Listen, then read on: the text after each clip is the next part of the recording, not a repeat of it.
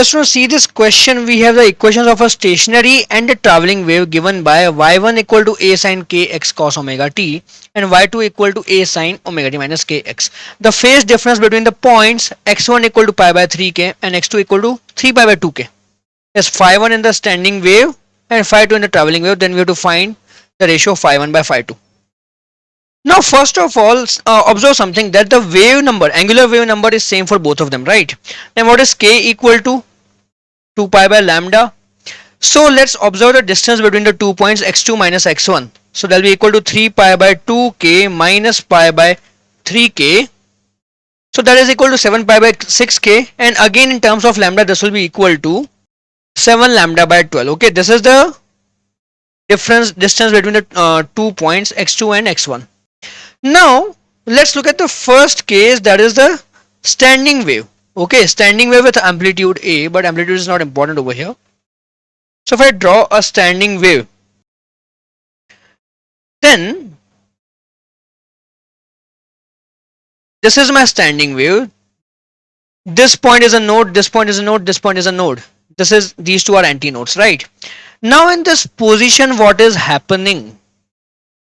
All these particles over here are at their amplitudes. All of them are at rest. Similarly, all the particles over here are at their lower amplitudes. All of them are at rest. And slowly all of them will start moving downwards. Okay, and these particles will start going up.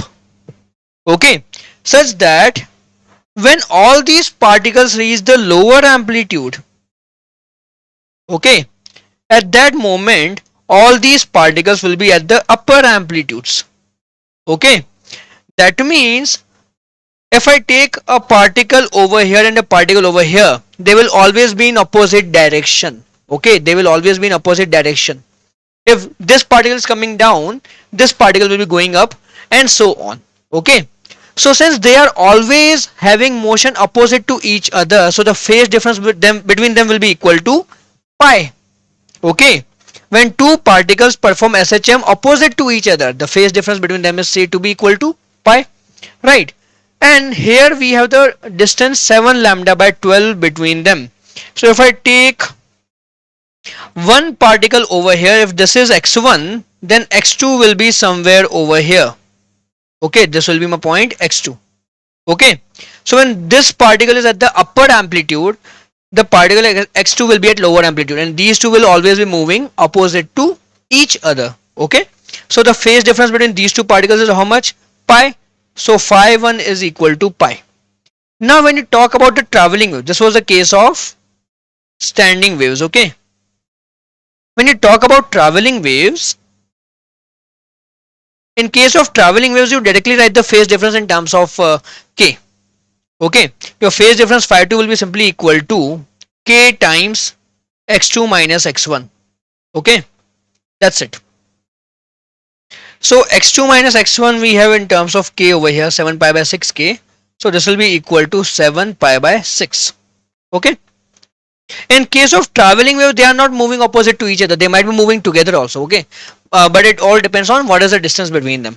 But in case of a standing wave, this loop and this loop, they will always be opposite to each other. And since we are discussing standing waves, we have to understand one more thing.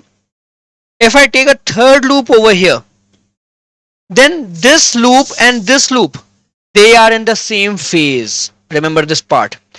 This section and this section, they are in the same phase, while this one is in the opposite phase. Okay, so anyways, now we can find phi1 by phi2. Okay, phi1 by phi2 will be 6 by 7. So option D.